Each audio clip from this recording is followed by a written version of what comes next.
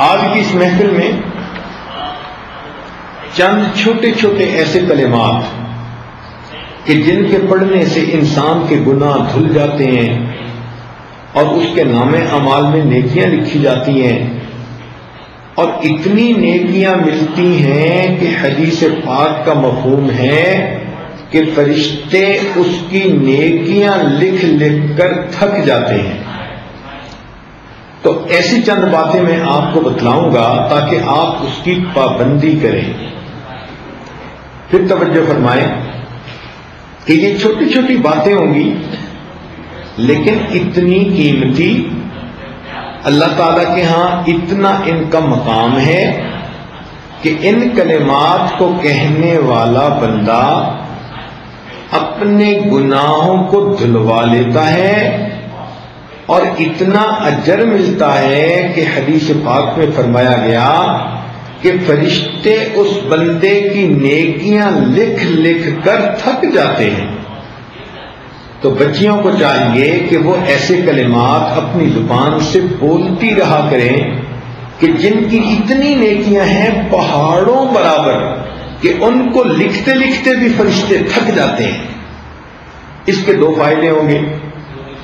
ایک تو قیامت کے دن آپ کے پاس نیکیوں کا ذخیرہ بہت ہوگا، اور دوسری بات یہ ہوگی کہ ان نیکیوں کے کرنے کی وجہ سے آپ کے جو پہلے گناہ ہو چکے ان کی ظلمت دھل جائے گی۔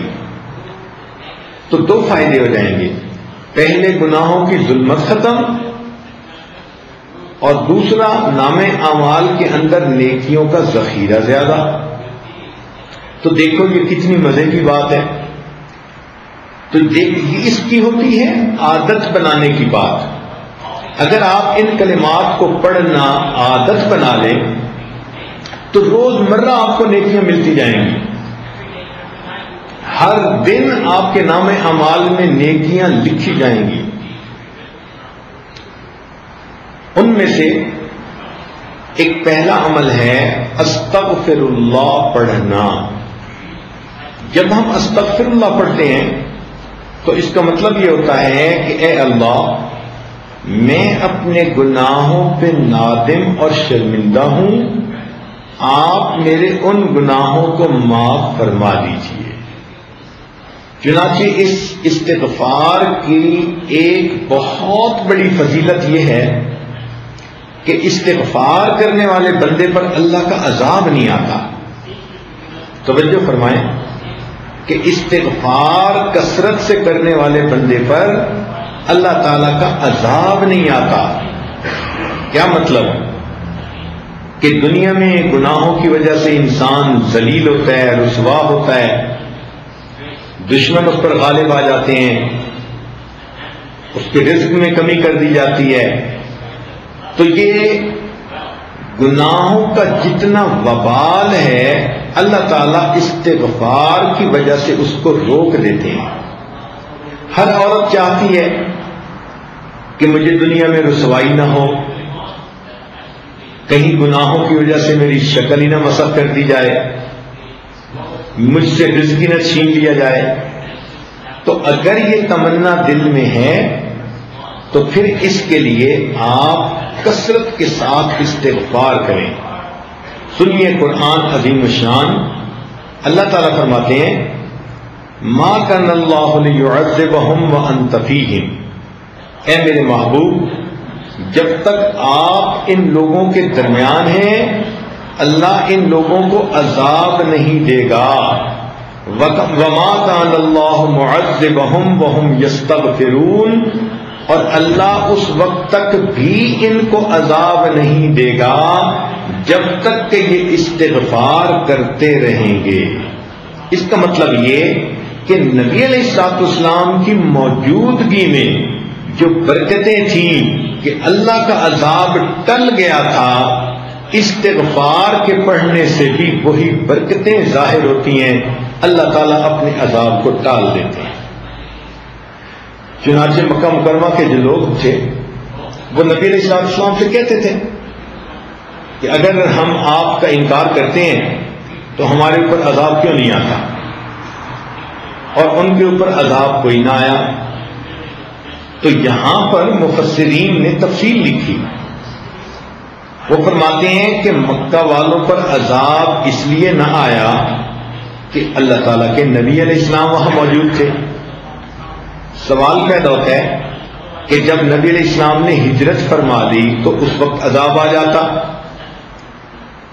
تو اس کا جواب علماء نے دیا کہ وہاں پر کچھ صحابہ موجود تھے جنہوں نے ہجرت نہیں کی تھی, وہیں رہ گئے تھے مگر کلمہ پڑھا تھا انہوں نے, بوڑھے تھے یا کوئی اور عذر تھا, تو ان کی برکت سے عذاب نہ آیا. پھر اس پر سوال پیدا ہوتا ہے کہ چلو پھر جب ایک وقت ایسا آیا کہ سارے ہی مسلمان ہجرت کر کے چلے ہی گئے تھے اور پیچھے کافر ہی رہ گئے تھے, مشرکین ہی رہ گئے تھے, تو اس وقت عذاب آ جاتا. تو مفسرین نے لکھا کہ ان مشرکین کی عادت تھی کہ جب یہ طواف کرتے تھے بیت اللہ کا تو غفرانک کا لفظ کہا کرتے تھے. غفرانک اے اللہ ہماری مغفرت کر دے, یہ بھی استغفار ہے. تو مشرکوں کے اس لفظ کے کہنے کی وجہ سے اللہ نے ان کو بھی عذاب سے بچائے رکھا. تو اگر مشرک یہ لفظ کہہ دے اللہ اس کو عذاب سے بچا دیتے ہیں, تو اگر مومن کہے گا تو پھر اللہ تعالیٰ کتنے مہربان ہوں گے. لہذا آپ استغفار کی کثرت کریں. دن میں 100 مرتبہ صبح اور شام تو کم سے کم درجہ ہے. زیادہ پڑھنا چاہیں تو زیادہ بھی پڑھ سکتی ہیں. کام کاج کے دوران بھی استغفر اللہ استغفر اللہ استغفر اللہ اپنی زبان پہ رکھ سکتی ہیں. جتنا استغفار زیادہ کریں گی 2 فائدے ہوں گے. ایک تو گناہ دھل جائیں گے, اور دوسرا اس کی وجہ سے اللہ تعالیٰ کا غضب ہٹ جائے گا, اللہ کا عذاب ٹل جائے گا. اب آپ تھوڑی دیر کے لیے بیٹھ کے سوچیں نا کہ اگر ہمارے اوپر اللہ تعالیٰ کا عذاب آ جائے تو ہم تو کسی کو شکل دکھانے کے قابل نہ رہیں. آج جو جی رہے ہیں تو یہ اللہ رب العزت کی صفت ستاری کے صدقے جی رہے ہیں. اس لیے ہمارے اوپر استغفار کرنا بڑا ضروری. ویسے قرآن مجید میں فرمایا گیا کہ جو لوگ کثرت سے استغفار کرتے ہیں تو ان کو 5 فائدے ملتے ہیں. ایک فائدہ تو یہ انہ کان غفارا کہ ان بندوں کے جو استغفار کرتے ہیں ان کی مغفرت کر دی جاتی ہے. دوسرا فائدہ کہ جہاں پر استغفار کثرت سے ہوتا ہے اللہ تعالیٰ بارشیں برساتا ہے, ان کو قحط سالی سے بچا لیتا ہے. وَيُمْدِدْكُمْ بِأَمْوَالٍ جو لوگ استغفار کرتے ہیں اللہ تعالیٰ ان کے مال میں برکت دے کر ان کی مدد کرتے ہیں. وَبَنِينَ اور جو لوگ استغفار کثرت سے کرتے ہیں اللہ تعالیٰ ان کو بیٹے عطا کرتے ہیں. اب کون سی عورت ہے شادی شدہ جو کہے کہ مجھے بیٹے کے پیدا ہونے کی طلب نہیں, تمنا نہیں؟ ہر عورت وش کرتی ہے. اور یہ بیٹے والی نعمت کیسے ملتی ہے؟ قرآن پاک کی آیت کا مفہوم کہ استغفار زیادہ کریں گی تو اللہ رب العزت بیٹے کے ساتھ بندے کی مدد فرمائیں گے. جنات اللہ تعالیٰ باغ عطا فرمائیں گے. وَيَجْعَلْ لَكُمْ أَنْهَارًا اور اللہ تعالیٰ زمین سے پانی کے چشمے جاری فرمائیں گے. اس لیے ہمیں چاہیے کہ ہم کثرت سے استغفار کریں. استغفار ہر بندے کو کرنا چاہیے, چاہے نیک ہے چاہے بد ہے. اس لیے کہ اگر کافر ہے تو کفر سے توبہ استغفار کرے, اگر عام مسلمان ہے تو اپنے گناہوں سے توبہ استغفار کرے, اگر گناہوں میں ملوث نہیں ہوتا نیک بندہ ہے تو اس کے دل میں بھی جو غفلت آ جاتی ہے اس سے استغفار کرے. اور اگر کوئی کہے کہ میرا دل غافل بھی نہیں ہوتا تو ایسے بندے کے دل و دماغ میں بھی شیطان وسوسے تو ڈالتا ہے, ان وساوس سے شیطانی پہ استغفار کرے. اور اگر کوئی کہے کہ مجھے تو شیطان وسوسے بھی نہیں ڈالتا، تو وہ بھی اپنے اخلاص کی کمی کے اوپر استغفار کرے کہ جتنے خلوص سے ہمیں زندگی گزارنی چاہیے تھی ہم نہیں گزار پا رہے۔ تو استغفار کے کرنے سے انسان اللہ تعالیٰ کے عذاب سے امن میں آ جاتا ہے، بچ جاتا ہے، گناہ دھل جاتے ہیں، اور اللہ تعالیٰ اس کی مدد فرماتے ہیں، رزق میں برکت سے، بیٹوں میں برکت عطا فرما کے، اور اس کے اللہ تعالیٰ دنیا کے ان مسائل کو حل فرما دیتے ہیں۔ آپ استغفار کی کثرت کریں گی تو آپ کو کسی عامل سے کوئی عمل پوچھنے کی ضرورت ہی نہیں رہے گی۔ کاروبار کی پریشانی استغفار سے ختم، کیونکہ اللہ تعالیٰ جو فرماتے ہیں کہ مال کے ذریعے سے مدد کروں گا۔ اگر اولاد کی پریشانی ہے تو وہ استغفار سے ختم، کیونکہ اللہ تعالیٰ فرماتے ہیں کہ میں بیٹے دے کر ان کی مدد کروں گا۔ اگر کسی کا کام نہیں چلتا تو جیسے اللہ فرماتے ہیں کہ میں باغوں سے پھل عطا کروں گا، اللہ تعالیٰ ان کو دکان سے بھی پھل عطا فرمائیں گے، کاروبار اچھا چلے گا۔ تو ایک استغفار کی کثرت سے ہماری زندگی کے کتنے مسئلے حل ہو جاتے ہیں۔ دوسرا کام یہ کہ انسان کی زندگی میں کبھی خوشی ہوتی ہے، کبھی غمی ہوتی ہے، کبھی کام مرضی کے مطابق ہوتے ہیں اور کبھی کام مرضی کے خلاف ہوتے ہیں۔ تو اگر تو کام مرضی کے مطابق ہوں تو ہمیں اللہ کا شکر ادا کرنا چاہیے، اور اللہ تعالیٰ کا شکر ادا کرنے کا آسان طریقہ یہ ہے کہ زبان سے الحمدللہ کہیں۔ ہمیں چاہیے کہ ہر نعمت پر ہم اللہ کا شکر ادا کریں۔ اس شکر ادا کرنے کی فضیلت یہ ہے کہ آئی ہوئی نعمت انسان سے واپس نہیں لی جاتی۔ لئن شکرتم لازیدنکم، اللہ تعالیٰ فرماتے ہیں کہ اگر تم شکر ادا کرو گے ہم اپنی نعمتیں اور زیادہ عطا فرمائیں گے۔ اب مثال کے طور پر کتنے کام ہماری مرضی کے مطابق ہوتے ہیں، تو جب بھی کوئی کام مرضی کے مطابق ہو تو چپ کے اپنے دل میں اللہ کا شکر ادا کر لو، اپنی زبان سے الحمدللہ پڑھ لو۔ جب آپ نے کسی کام پہ الحمدللہ پڑھ لیا تو گویا آپ نے اللہ تعالیٰ کا شکر ادا کر دیا۔ مثال کے طور پر اللہ تعالیٰ نے ہمیں ایمان عطا فرمایا، اس کا خیال آئے تو کہو الحمدللہ۔ اللہ تعالیٰ نے آپ کو صحت عطا فرمائی، بیماری کوئی نہیں، خیال سوچ میں آئے تو کہو الحمدللہ۔ اللہ تعالیٰ نے آپ کو عزت کی زندگی دی تو یہ خیال آئے تو کہو الحمدللہ۔ اللہ تعالیٰ نے آپ کو عزت کی روزی گھر بیٹھ کر عطا فرمائی، یہ خیال آئے تو کہو الحمدللہ۔ اللہ تعالیٰ نے آپ کو اولاد عطا فرمائی، بیٹے بھی دیے، بیٹیاں بھی دیں، جب ان پہ نظر پڑے تو کہو الحمدللہ۔ اللہ رب العزت نے آپ کو اپنا گھر دیا، سر چھپانے کا در دیا، جب اس کو دیکھیں تو کہو الحمدللہ۔ اگر کوئی آپ کی تعریف کرے، کوئی عورت آپ کو کہتی ہے آپ نے بڑا اچھا کیا، میں بہت خوش ہوں، تو اس تعریف پر کہو الحمدللہ۔ اگر آپ کے بچے بخیریت سکول سے واپس آ گئے، ان کو دیکھتے کہو الحمدللہ۔ اگر آپ کے بچے شوق ذوق کے ساتھ پڑھتے ہیں تو کہو الحمدللہ۔ اگر وقت پہ آپ نے کپڑے دھو لیے، تیار ہو گئے، کہو الحمدللہ۔ اگر آپ نے کھانا وقت پہ پکا لیا، کہو الحمدللہ۔ اگر آپ کے گھر مہمان آئے اور وہ خوش واپس گئے، کہو الحمدللہ۔ اگر آپ کو وقت پہ نماز پڑھنے کی توفیق مل گئی، کہیں الحمدللہ۔ آپ نے وقت پہ تلاوت پابندی کے ساتھ کر لی، اذکار مراقبہ پابندی کے ساتھ کر لیا، کہیں الحمدللہ۔